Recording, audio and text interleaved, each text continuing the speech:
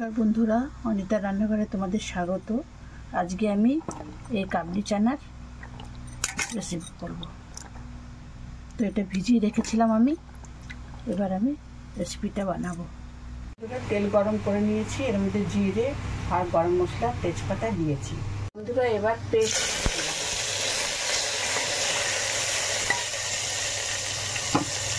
এখানে আছে পেঁয়াজ, আদা, রসুন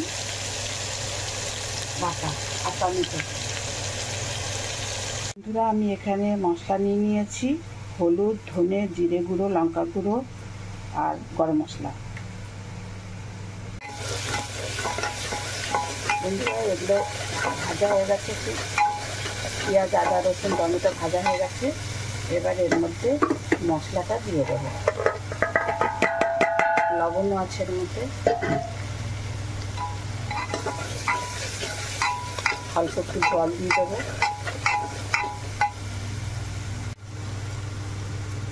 অল্প একটু জল দিয়ে দিলাম যাতে মশলাগুলো পুড়ে না যায়।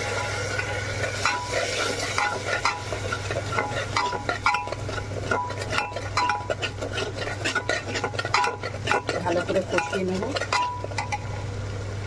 এখানে আমি আগে প্রথমে আলুগুলো ভেজে নিয়েছিলাম একটু হলুদ দিয়ে। মশলাগুলো ভাজা হয়ে গেছে, এবার এর মধ্যে আলু দিয়েও একটু কষিয়ে নেব।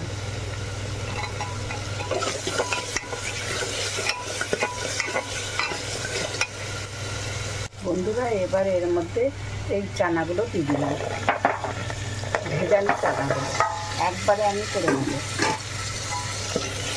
এগুলো একটুখানি দিয়ে মশলার সাথে কষিয়ে নেব।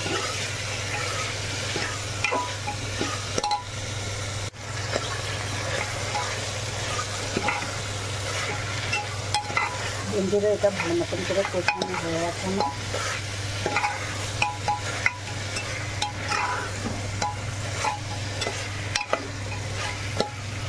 এবার এর মধ্যে জল দিয়ে দেবো সিদ্ধ হওয়ার জন্য, দিয়ে 3টা সিটি মেরে দেবো।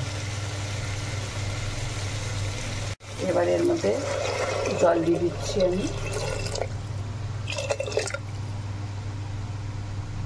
এবার ঢাকনাটা বন্ধ করে দেবো। ঢাকনাটা বন্ধ করে দিলাম। এবার 3টা সিটি দিয়ে নেব। 3টা সিটি পড়ে গেছে, তো আর একটুখানি হবে। আমি একটু অল্প মাখা করবো। এবার আমি খুলে নিলাম গ্যাসের কুকারটা খুলে নিলাম। এবার এর মধ্যে কাসুরি মেথি দিয়ে দিলাম। এবার একটু নাড়িয়ে নেব, দিয়ে আর একটা সিটি দিয়ে দেবো, আর একটু হবে। আমি এরকমভাবে কাবলি ছোলার রেসিপিটা করি, খেতে খুব ভালো হয়, তোমরাও বানিয়ে দেখবে।